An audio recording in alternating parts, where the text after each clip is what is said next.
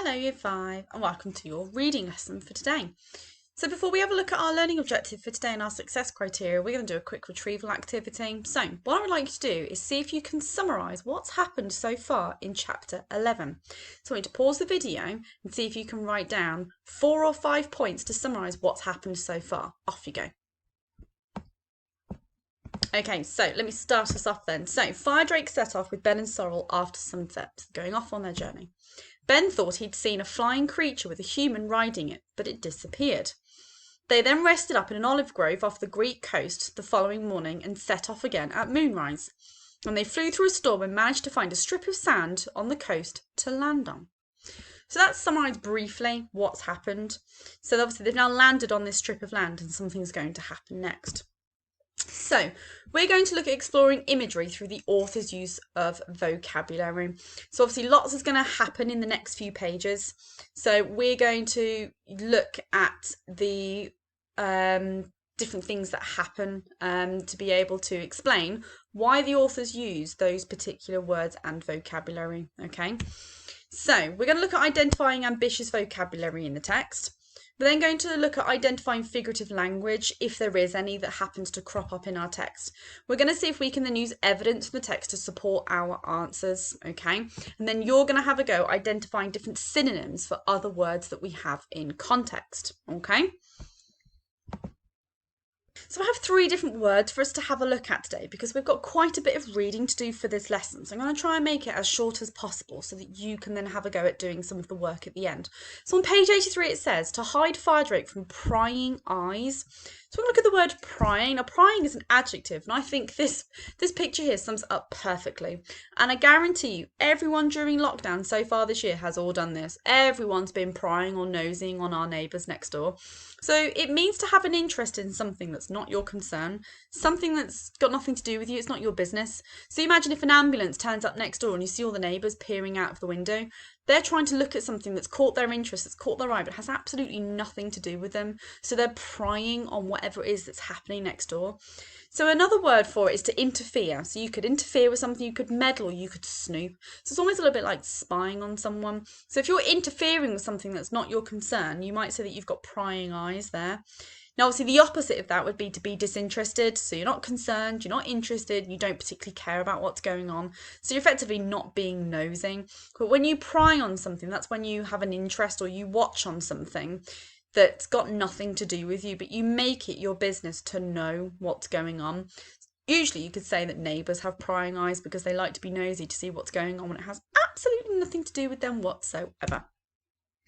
So another word that we're going to look at today that's going to come up is going to be this word reluctantly. Okay, let me move my face because that makes the picture completely devoid. So reluctantly the dragon turned. Okay, now I think we've used the word reluctant in our English lesson either yesterday or potentially even today. Now reluctantly is an adverb. We know an adverb is an adjective that describes the verb. Okay, so to be reluctant, okay, is the adjective, to be reluctant, or you do something reluctantly. So it's 4 syllables, reluctantly, okay, and we've got that ly suffix on the end. And it means to be unwilling or hesitant about something. And when you're hesitant, it means to hesitate. So you kind of almost second guess yourself. You need to sit and think. You don't instantly do something without thinking. You almost pause and take time to do something. So I might see that there's a spider on my bedroom floor. Although I'm now checking that there's no spiders because it wouldn't be the first time I've sat here and seen a whopping great big tarantula go across the carpet. But you might get your flip-flop ready if you're the kind of person that kills them. That's not me. Most of the time it goes in a cut, but if it's too big and it runs too fast, the flip-flop's coming out.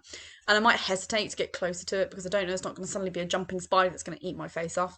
So I'll be a bit hesitant to go towards something, so I'll be a little bit reluctant to be going anywhere near that spider with my slipper. Now here you can see this dog seems to be very reluctant to go on his walk. This owner is yanking on that lead, really putting his body weight into it, and I'm not quite sure why. That is the smallest dog in the world. But you can tell by his face, he's like, I'm not moving. I'm not going on this walk. He's being reluctant. He's reluctantly sitting there thinking, yeah, I'm not going on this walk. So it means to be unwilling or to be hesitant or even to be uncertain about something. So someone might say to me, well, let's go on this merry-go-round or let's go on this roller coaster. And I might be a little bit reluctant to do it. I might not be quite sure about getting on this roller coaster for fear of, throwing up or passing out, 50 feet up in the air. Now, the opposite of this is to be really eager, so really ready, really willing, really wanting to do something. Quite clearly the opposite of this dog who clearly doesn't want to go on a walk. He's not eager for this walk. He's not ready for this walk. And he's not a willing participant to want to be taken on this walk. Quite frankly, the opposite, getting his rather nonchalant, bored-looking face. So reluctantly is another word that's going to crop up in our word today. Now I've picked 3 words today because I think this word is quite an important one as well. It might seem like a simple word, but it might not be something you've used necessarily or come across a lot in your reading. On page 86 it says, on the way he obliterated Firedrake's tracks. Now when we obliterate something, it's a verb, it's something that we do, okay? Now this is the past tense of it because we've got our ed suffix on the end.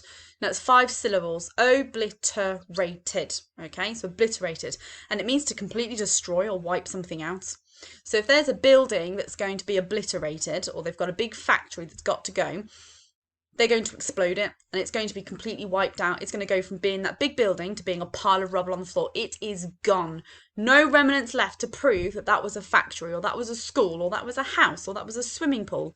When you obliterate something, you completely and utterly destroy it. Okay, so for example here, something's clearly been blown up here. They've set an explosion off to bring something down. And whatever it was that was here is not going to be there by the time that fire is put out and it is gone. Whatever it was is going to be completely diminished down to a pile of rubble. So it means to abolish something, it means to destroy something. Another word is when you eradicate something, okay? So to eradicate is to get rid of, okay, to make it gone, okay? Now, it says here antonym, so the opposite of it is quite difficult to explain. The opposite would mean to obliterate. So to obliterate something means to get rid of it completely. The opposite of it would be to not do anything at all. But the complete opposite would be to build something or create something or make something. So obliterate is when you wipe something off completely and its sole purpose is gone. But the opposite would be to build something with a purpose. It's almost like the life and death of something. The life of it is to build and create it. The death of it is to completely obliterate it. Okay, so to completely get rid of it, completely gone, disappeared. So if we got hit by a massive asteroid, okay, our entire planet could potentially be completely obliterated, wiped out, gone, sucked into a black hole, poof, we're gone, okay? I doubt that's going to happen anytime soon, but to obliterate something means to completely destroy it or wipe it out altogether, okay? So what I'm going to do is I'm going to have a go at reading the next few pages. And I'm going to start this a new video because it's going to go over quite long. So if you want, you can have a go at reading the next few pages on your own. If not, you can tune in and watch the next video where I'm going to read the next few pages to you.